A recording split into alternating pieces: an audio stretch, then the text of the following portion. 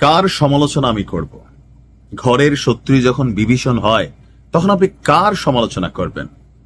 যে কোনো মুহূর্তে ইরানে বড় অভিযান হবে, এই খবরে যখন আমরা অপেক্ষা করছি, এর মাঝখানে দুইটা দেশের নাম আসলো। কারা কারা এই দেশে বসবাস করেন একটু বললেন। ইরান যখন একা লড়াই করছে, আরব বিশ্ব সরাসরি সহযোগিতা করতে পারতেছে না, তাদের রেস্ট্রিকশন আছে, লিমিটেশন আছে, এটা আমরা মাইনা নিচ্ছি। কিন্তু আমি নিজে গিয়া এই হামলার পার্ট হচ্ছি, এটা তো ভাই মানা যায় না। আজকে ইউরোপীয় ইউনিয়ন এই হামলার বিরোধিতা করতেছে, অনেক দেশ, ফ্রান্স বেকা বসছে যে না, এটা আমেরিকা করতে পারে না। কিন্তু সেইখানে আমার আরব বিশ্বের দুইটা দেশ, সংযুক্ত আরব আমিরাত, কারা কারা বসবাস করেন এই দেশটাতে, আর আরেকটা হচ্ছে কোনটা, জর্ডান। এই দুই দেশ আপনার মার্কিন যুক্তরাজ্যকে সহায়তা করবে। এমনকি এগুলা আমার খবর না, আন্তর্জাতিক খবর। ইরানের উপর অভিযানের ক্ষেত্রে দুই মুসলিম দেশ, জর্ডান এবং সংযুক্ত আরব আমিরাত এবং যুক্তরাজ্য, মার্কিন সেনাবাহিনীকে লজিস্টিক এবং গোয়েন্দা সহায়তা প্রদান করবে। লজিস্টিক মানে হচ্ছে মালামাল দিয়ে, আর গোয়েন্দা সহযোগিতা হচ্ছে তথ্য দিয়া, আপনি ভাবতে পারেন। তবে আরব আমিরাতের সাথে ইরানের একটু দ্বন্দ্ব আছে। কি নিয়া? একটা দ্বীপ নিয়া, এটা জানেন অনেকে, তাই না? দ্বীপ নিয়া দ্বন্দ্ব দীর্ঘদিন যাবৎ চলছে।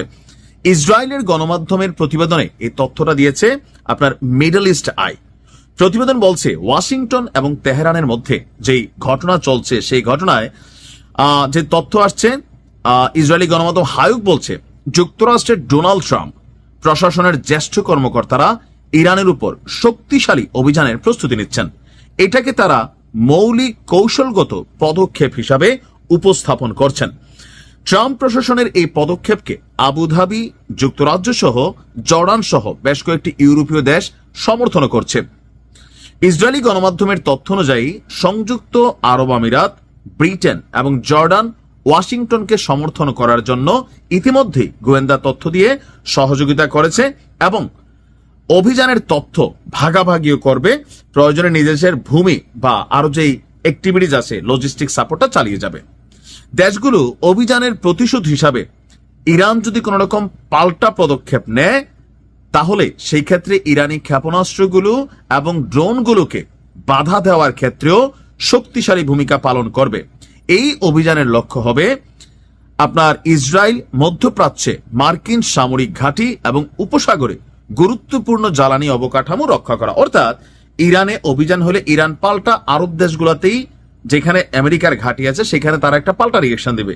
ইতিমধ্যে গতকালকে বলছি যে এখানে নানান মধ্যপ্রাচ্যে স্পেস চেঞ্জ করা হচ্ছে, পরিবর্তন করা হচ্ছে। এ এর জায়গাতে এফ আনা হচ্ছে, এফ এর জায়গা খালি করে ডিতে নেওয়া হচ্ছে, যেন ইরান আইডেন্টিফাই করতে না পারে। তো আইডেন্টিফাই যদি করেও ফেলে, তাহলে তো মেশিনটা এসে দেশে ঢুকা লাগবে, জর্ডান বাধা দিবে, কারণ জর্ডানের আকাশসীমা অতিক্রম করতে হবে। আরব আমিরাত বাধা দিবে, কারণ তাদের আকাশসীমা ব্যবহার করেই এই রাষ্ট্রগুলোতে হয়তোবা ইরান তাদের মেশিন ছাড়বে। মার্কিন সেন্ট্রাল কমান্ডের যিনি প্রধান আছেন অ্যাডমিরাল ব্র্যান্ড কুপার, তিনি বলছেন যে গেল কয়েকদিন আগে ইসরায়েলে ঊর্ধ্বতন নিরাপত্তা কর্মকর্তাদের সাথে একটা বৈঠক হয়েছিল। সেই বৈঠকেই আরব আমিরাত এবং জর্ডানের এই ভূমিকা নিয়ে আলোচনা করা হয়েছে। এখন সবকিছু মিলাইয়া আমি যদি দেখি যে আমাদের আরব রাষ্ট্রগুলোর অবস্থান এভাবেই, আপনি দেখেন মার্কিন বাহিনীকে সমর্থন করার ক্ষেত্রে ন্যাটো যেই মিত্ররা আছে তারা এখনো অনেকটা আগ্রহ দেখাচ্ছে না, কিন্তু আমাদের আরব দেশগুলো দেখাচ্ছে। ভাই আপনি কোথায় কার সমালোচনা করবেন বলেন? চুপ থাকতে পারতো তারা না। আল্লাহ যদি একমাত্র ইরানকে বাঁচায় আর কি। আমি কোনো আশা দেখি না যেটা ইরান আমেরিকা ঘটাইতে যাচ্ছে বড় কিছু ঘটবে। আল্লাহ হেফাজত করুক।